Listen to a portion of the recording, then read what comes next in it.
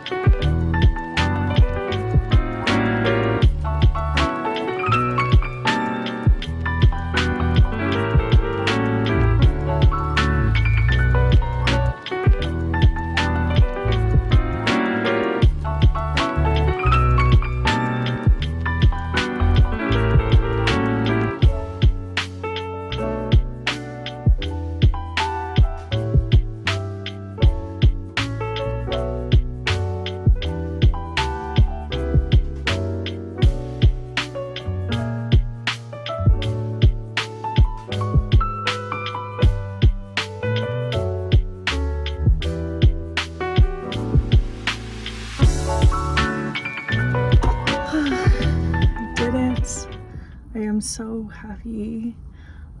It turned out really well. My first brides of the season.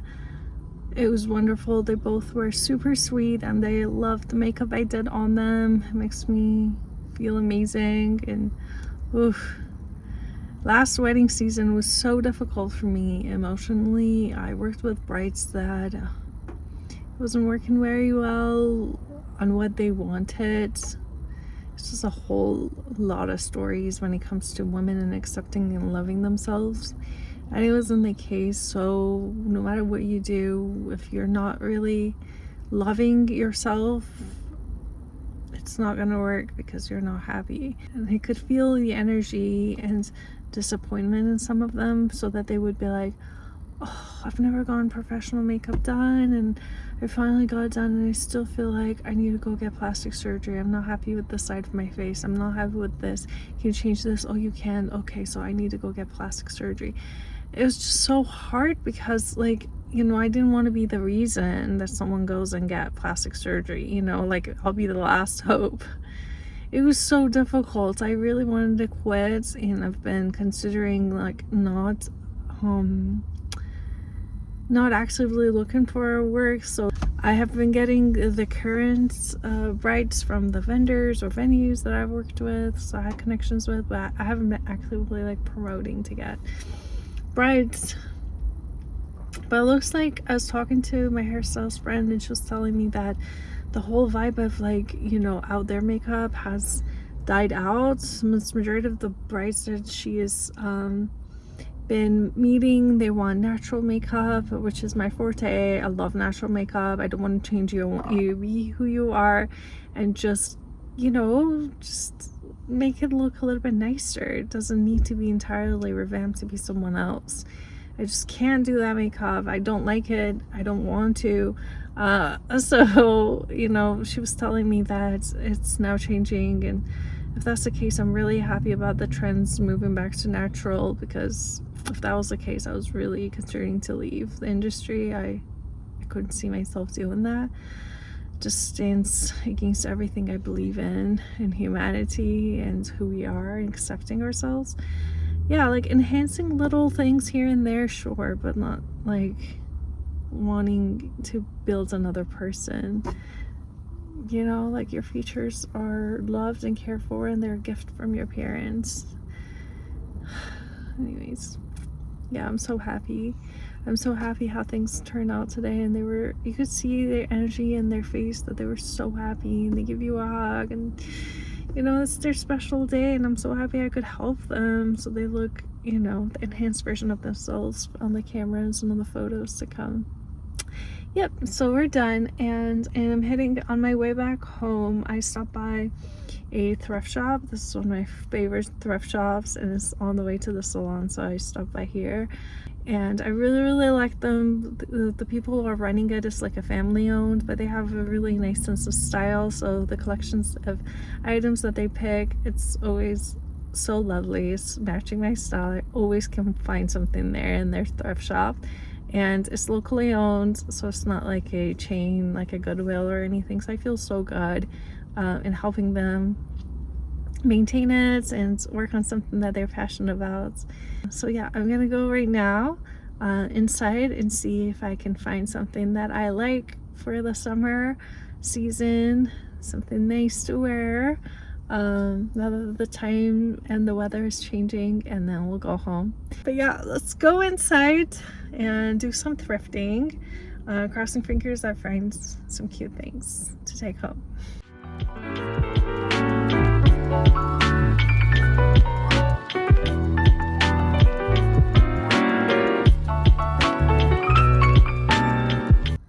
So I bought 3 clothes items, and everything ended up being 20 bucks, so pretty affordable.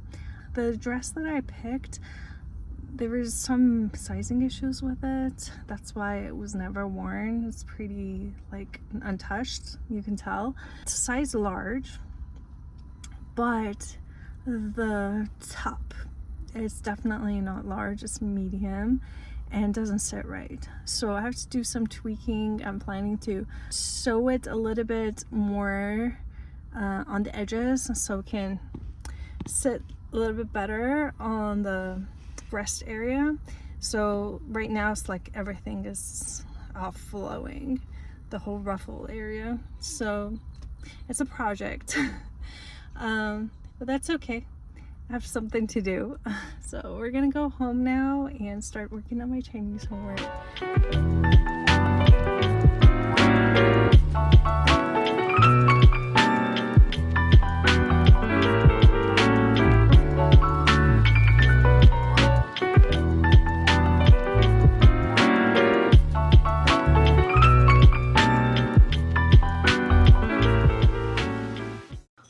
As you can see, 6:30. I got home. Sorry, that's the soup.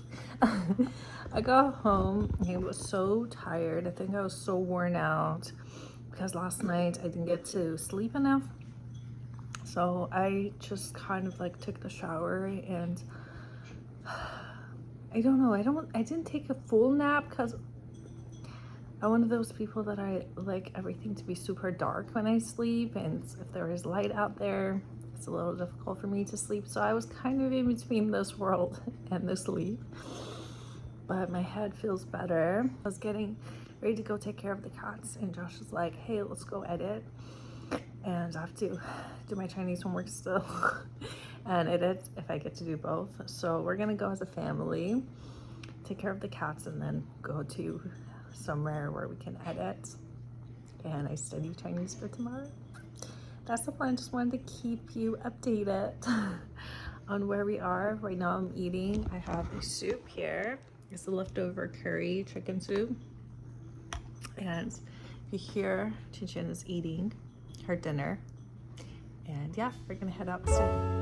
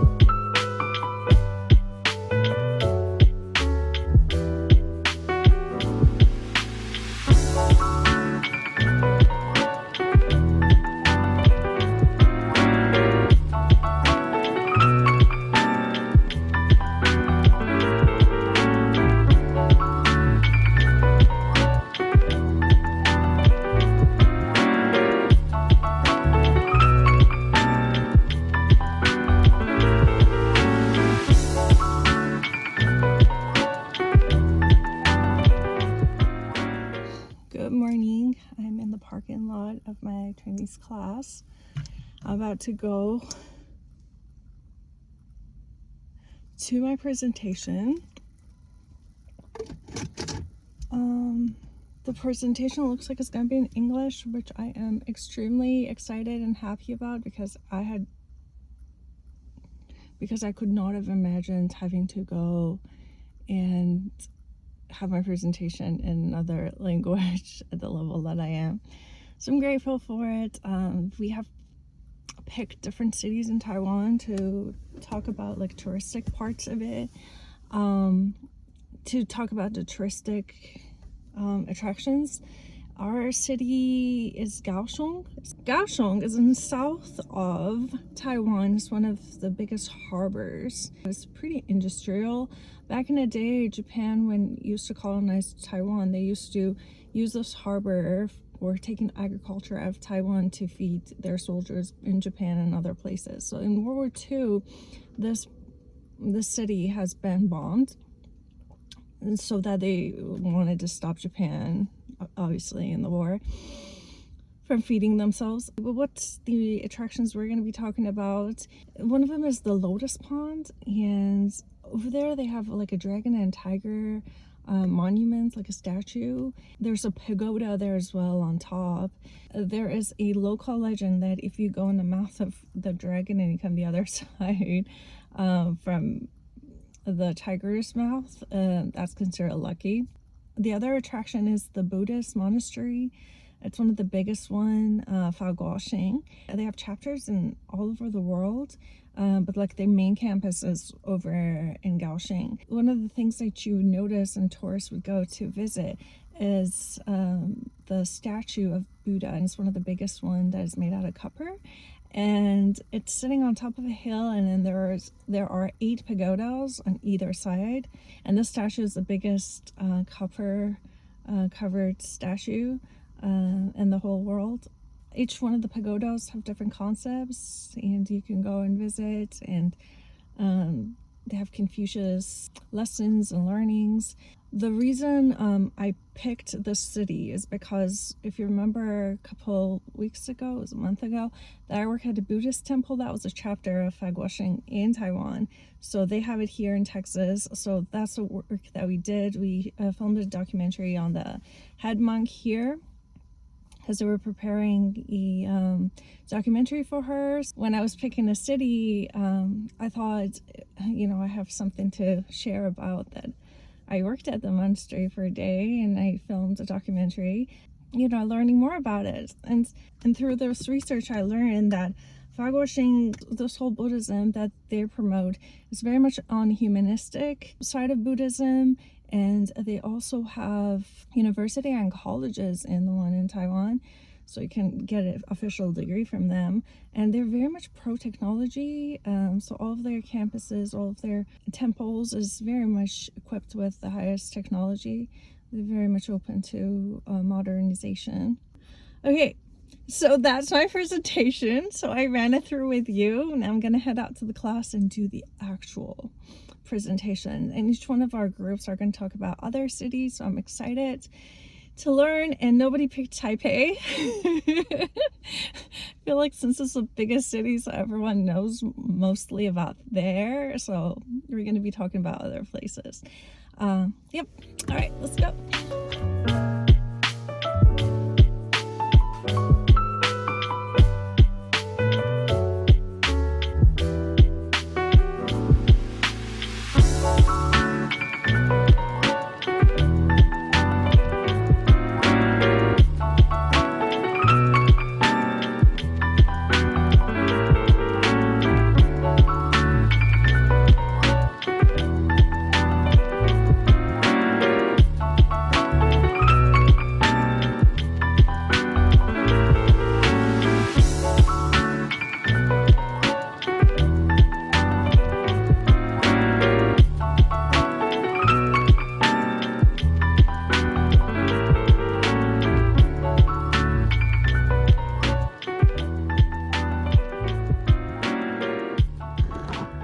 Finished the presentation. I feel like I'm getting so much better in standing in front of a group.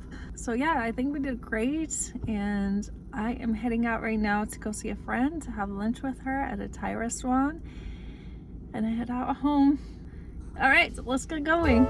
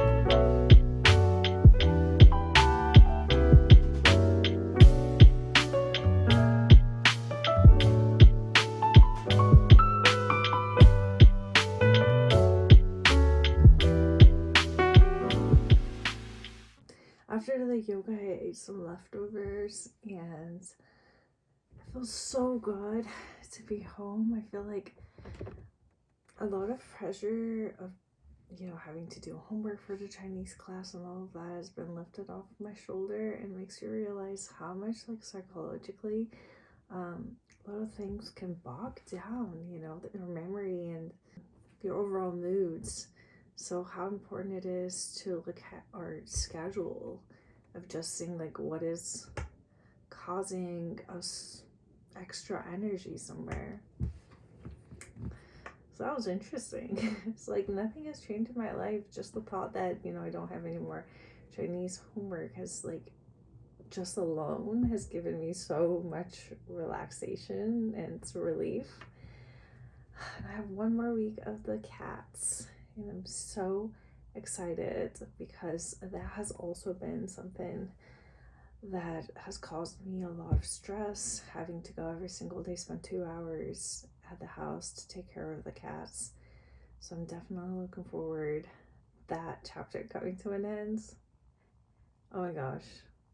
It makes you realize, when you're traveling and then you come back home and everything in your house feels great. Like, that's how I am. I want to just be back to just me and none of those commitments. Yeah, so I wanted to tell you about like a book that I finished listening in, an audiobook. I listened to Murakami, South of the Borders, West of the Sun. I don't recall how many books of Murakami I have read so far, but one of my favorites of him, I don't know if you're into him, if you like his writing style, it's been After Dark. I absolutely love that novel. It's something that is just always has a special place in my heart. Still, through all the books that I've read of him, I haven't found anything that can come remotely close to that novel yet. So with this one, I was kind of surprised, to be honest, because I felt like, I don't know, I feel like, with this is an older book. He wrote it in the 90s, and this is after The Norwegian Wood, which, by the way, I have not watched a movie or read the book yet. I'm saving the best for the last, I guess. One thing that was interesting to me, like usually with his writing style, I see more psychological developments. I learned so much more character developments being done on the characters, especially the main character, and this one was not as much, and I feel like it might have been intentional. If you have read the book, I would like to hear your opinions. If not, and if you're interested in reading it, I might be spoiling a little bit because I want to just really talk about like my experience reading it. So please don't watch it further, just because I might spoil some information on this book. Yeah, just a forewarning. Okay, so I would say like the big picture of this book, like what I thought was happening. I'll give you a little intro. It's about a man, okay? You kind of like walk through his love life from his younger age when he was like, I don't know, 10, 12, until he goes to college, and then when he's married and has kids and stuff. So she just tells you about like his ex-girlfriends, how he met his wife. Most of the story is like him like just talking about like himself in terms of like these women he meets and his feelings for them. One thing is consistent is that he cheats on the girlfriends and later on the wife. And I don't know, it might be triggering for people who have been cheated on. So just that. But if you're curious to see like why would men cheat, I mean, this was like one of the honest writings on like there's not much of understanding. Like I feel like this character didn't really do so much of internal like search to find out why he was acting the way that he was, because he clearly hurt the girlfriend by cheating on the cousin, and later on with his wife, with an ex that shows up in his life. And like I feel like usually whenever his characters are making decision, he is very good in explaining like the reasoning and the thought process. With this one, it felt like the guy was just kind of like, I don't know why I'm doing this, but it's just something and he tells me I need to. Sort of a way, which can kind of explain why people who cheat would do that, because there's lack of self reflection and maybe understanding why they do it. Just, it was very interesting. Like, to be honest, I feel like, yeah, there's a reason why to avoid people who cheat, because it comes with personality. You know, that has been proven that not everyone cheats, but there's a certain type of people do, and when they do, they will repeat it. And he obviously did, and he could see like how much he has hurt his ex, because he could see, like, you know, hear from like the grapevine that the girl who cheated on, like, in his young adult lives, was really struggling. She never fully recovered from that, and his wife was also a victim of another story. His wife's boyfriend cheated on her, and she was like going to very dark places because of that. So he understood, even with all of this, he still cheated on her again. So it tells you there's no recovering, okay? I don't know what happens to the human psychology of some people who choose to cheat. It could be like, I don't know, neglect in their younger ages with their caregivers, whatever the reason. But like, once there is that, and there's no internal process of search and healing, that can get repeated. There's not much into it. It's like, I just feel like I'm just gonna do it even though I feel bad for the wife. And he tells you like how he plans to just meet the other woman and all of this. I don't know. I felt like I wasted my time, to be honest. It wasn't one of my favorite books. Definitely not. And with everything that I've ever read from him, I feel like it's an experience. Like, I always look at his books like, I don't know, entertainment, you know? It's like one of those really well put together movies that you watch, and you carry a piece of that with you. Definitely was one of that, but it wasn't like the most favorite book of him. And it's mostly, it's not him, it's just the story that he picked. I feel like there wasn't any return at the end of, like, you know, it was just a tale of like, hey, this is what this guy did.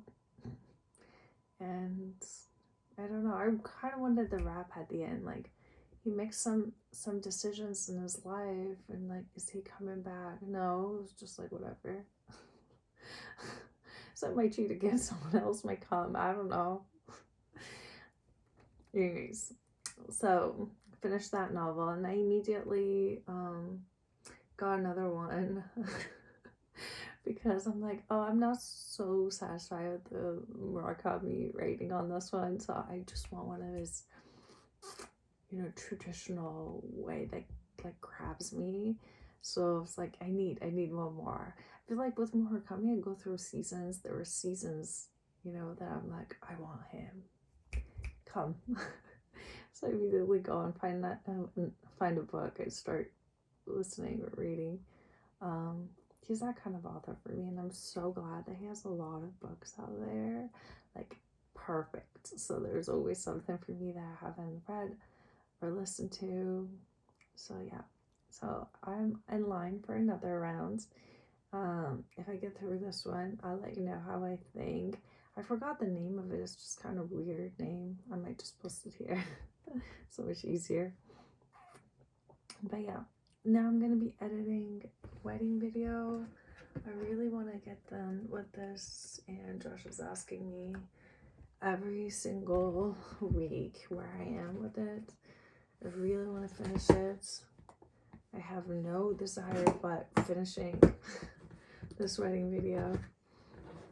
I really want to be done with it and just move on with my life. I feel like I'm coming to that chapter now of my life that little things are coming into an end. And if this comes to an end,